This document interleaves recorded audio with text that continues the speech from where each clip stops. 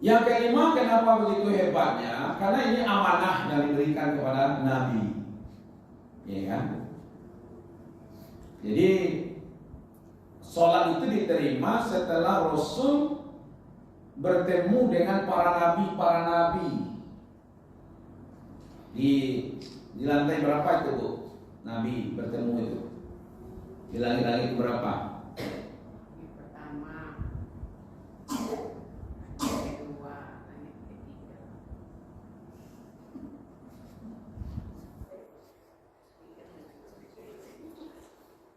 Mana bertemu dengan nabi-nabi itu?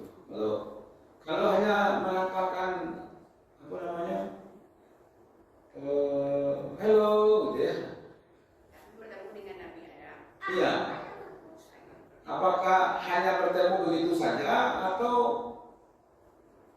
memang ada yang dimaksud di situ? Ada Ibu, Pak? Ada yang dimaksud. Bertemunya kan dipertemukan, Pak. Iya. Antara Nabi dan Nabi Adam itu mana tahu dia itu mana kenal. Tidak kenal dia. Tak kenal maka tak sayang maka. Oh itu ya. Kalau tak cinta, Sebenarnya kan ya, karena kita berpikirkan salah itu mungkin udah dulu umurnya sekian dan sekian, ketemunya cuma di langit. Kira-kira bagaimana kenalannya? saya mau ini kan sedikit lah. Tapi jangan dibilang ya setiap cinta harus nikah dan gitu ya. Kan ada pula yang ngomong kalau tidak kenal maka tak sayang maka tak cinta, kan gitu ya. Kalau tidak cinta Tidak menikah.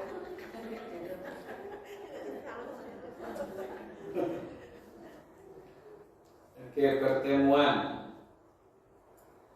Memang iya ya, dari awal begitu ya. Pertama, pamannya bertemu dengan Nabi Adam. Ini konsep kita nih, Bu. Ya, di langit pertama. Gimana bertemu dengan Nabi Adam di langit pertama? Untuk menimbah ilmu sebenarnya. Jadi ada pengalaman Nabi Adam antara Nabi Muhammad dengan Nabi Adam itu kan senior. Mana yang duluan jadi Nabi? Adam. Nabi Adam. Ya mungkin bisa menceritakan, ya kan, bagaimana dulu tergelincirnya Adam sehingga Nabi Muhammad disuruh berhati-hati. Ya, nah, mengkaitkan itu mengingatkan bahwa perjalanan manusia dimulai dari bumi ini, yaitu akan kembali kepada Allah. Jadi Adam permulaan, Nabi Muhammad dan umat berikutnya akan berakhiri. Ya kan? Itu satu, menyambung antara senior dengan junior itu nyambung. Jadi syariat yang dibawa oleh Nabi Adam kepada Nabi Muhammad itu nyambung. Ya kan? Itu di langit pertama bertemu. Ya kan? Nah, jadi kayak misi keturunan lah.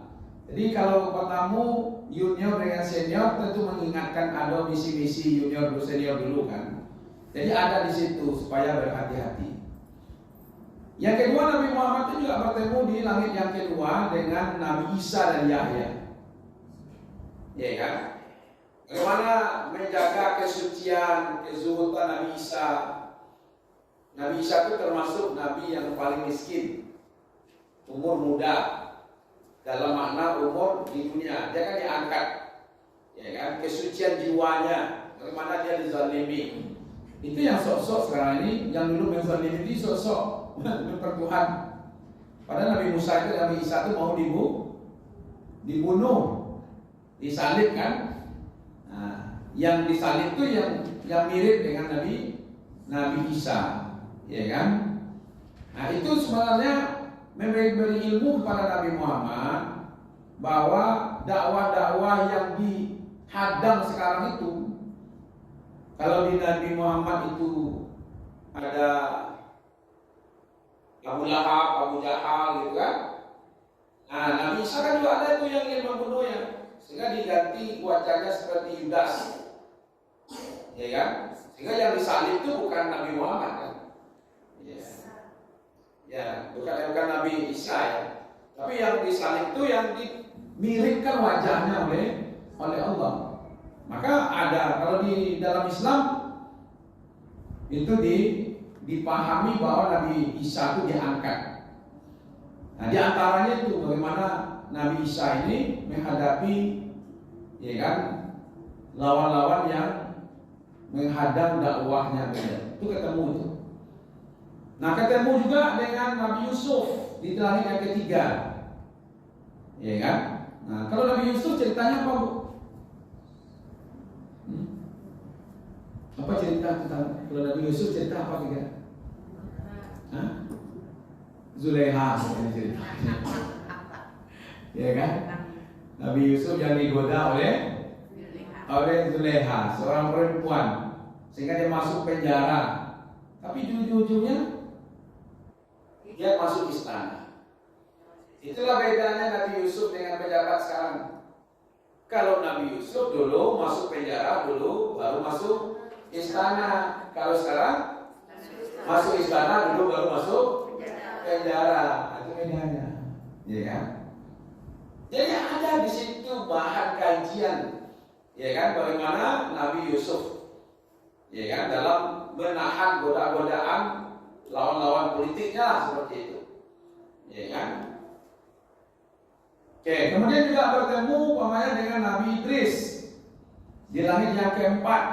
Ini derajat yang ketinggian itu di kejujuran dan ilmu. Jadi Nabi Idris itu dikenal dengan orang yang sangat jujur, orang yang derajatnya diangkat. Maka Nabi Idris sekarang di mana? Nabi Idris di mana? Di surga. Makanya kajian kita kemarin, surga sudah ada ya.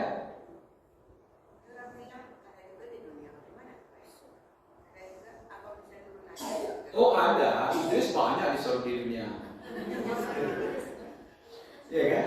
Banyak kan Idris di dunia yang bernama Idris. Kalau menurut riwayat, dia kan ingin merasakan kematian. Akhirnya dimatikan, tapi minta dihidupkan. Jadi mati sudah dicoba, hidup sudah coba, mati sudah coba.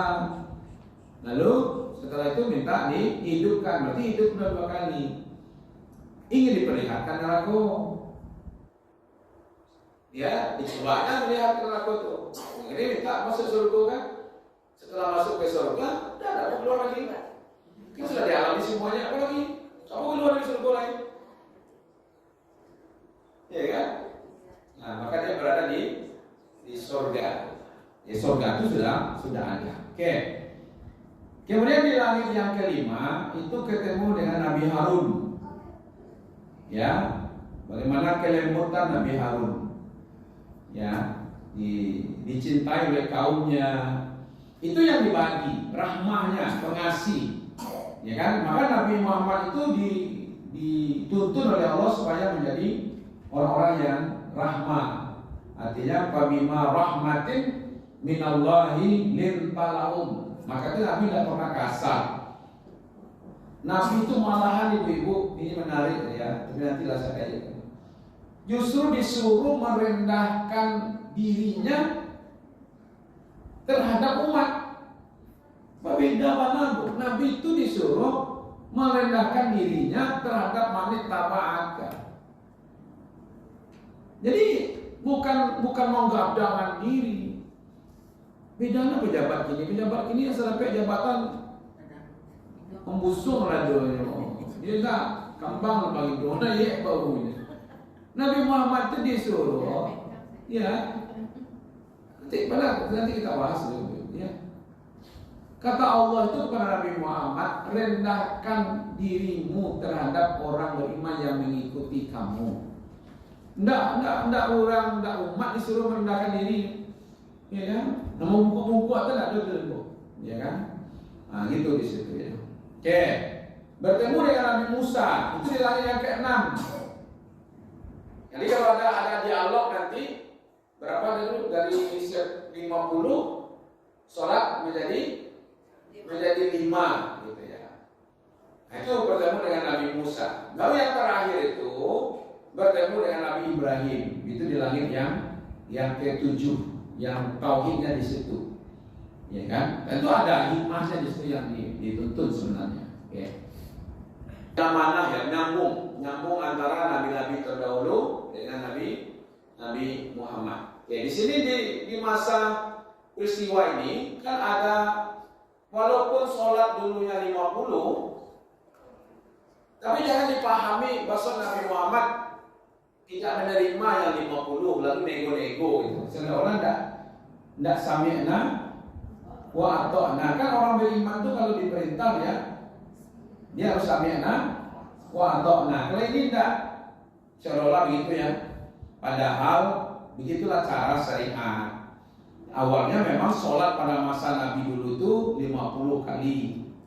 Tapi pada masa Nabi Muhammad hanya 5 kali. Yang 5 kali itu tetap nilainya sama seperti yang 50 kali itu.